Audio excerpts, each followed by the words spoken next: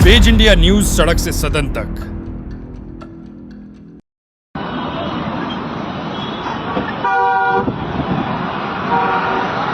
वो चल पड़ी गाड़ी, आगे चल पड़ी अपने आप।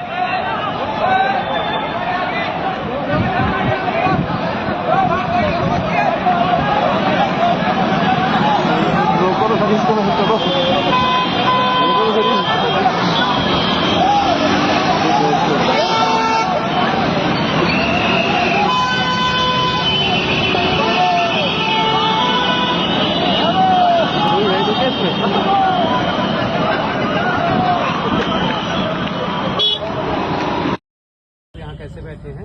देखिए, मैं अपनी कुछ लोहारीडीह गांव में हुई घटना को मैं बहुत ही नज़दीकी से देखी हूँ और मैं वहाँ घटना स्थल पे भी गई, मिली पीड़ित परिवार से, उनसे मिलकर उनकी बातों को सुनकर मैं बहुत दुखी हुई।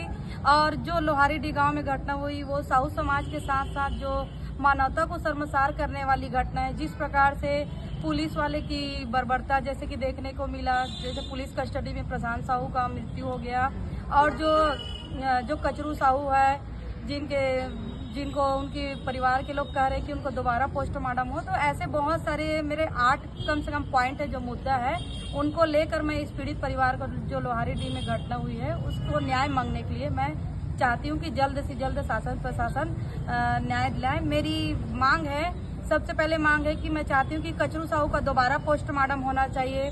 दूसरी चीज़ ये है, जो जेल में निर्दोष व्यक्ति है, जैसे मैं जेल में कई लोगों से मिली तो उन्होंने कहा कि हम घटना स्थल पे ही नहीं थे, तो मेरा कहना है जो निर्दोष व्यक्ति है उनको न्यायिक जांच कराकर रिहा किया जाए जेल से और जो दोषी व्यक्ति हैं उनको दंडित किया जाए।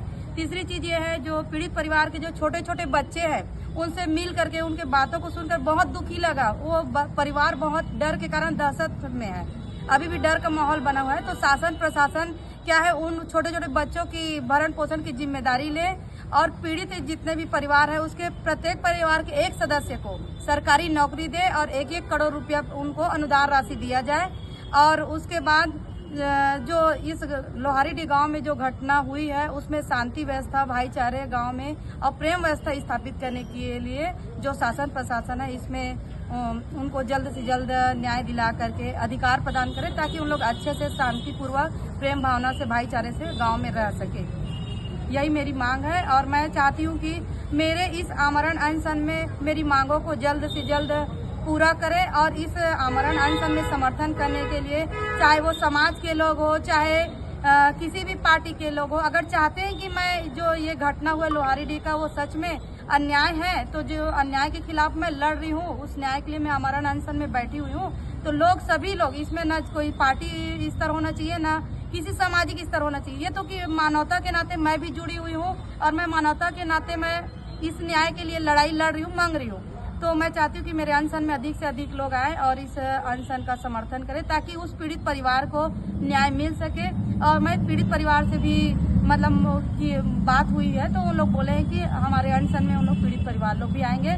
आज मेरा पहला दिन है और इसमें पुलिस वाले लोग अभी भी, चाहे एसडीएम को बोले हम अनुमति लिए तो हमको पहले भारत माता चौक का मांगे थे, लेकिन बाद में हमारे टेंट जो लगाए थे उसको उखाड़ दिया गया। उसके बाद हम फिर दोबारा उनसे मिले, बात किए अपने समर्थकों के साथ जा करके, तब फिर हमको यहाँ पर जो भारत माता चौक है उसके पीछे जो स्थान है जहाँ पे धरना होती उस स्थान को दिया गया और उस स्थान पे हम अपनी मांगों को लेकर अनिश्चितकालीन आमरण अनशन कर रहे हैं। धन्यवाद, आप लोगों का समर्थन मुझे जरूरी है ताकि मैं इस पीड़ित परिवार को न्याय दिला सकूं। पुलिस प्रशासन या नरेंद्र मोदी जी, अगर आपको हमसे दोबारा वोट चाहिए तो जिसका साथ उसका विकास करना होगा, अन्यथा आप सत्ता से बाहर जाएंगे। और ये चुनौती है आपको, ये बंद करिए सबका साथ सबका विकास। आपको वो वोट नहीं देते हैं, आप क्यों उनको प्रधानमंत्री आवास योजना देते हैं, क्यों फ्री में भोजन देते हैं? इसलिए ताकि वो हमारी माता जी को जला सके, इसलिए ताकि वो हम पर पत्थरबाजी कर सके। ये बहुत हुआ, अब बंद होगा। अगर इसका प्रतिकार नहीं हुआ तो 24 घंटे के अंदर वो होगा जो प्रशासन झेल भी नहीं पाएगा। ये वचन नहीं, श्री कृष्ण को साक्षी मान कर समझ लेता पूरा हिंदू समाज। जय जय श्री राम।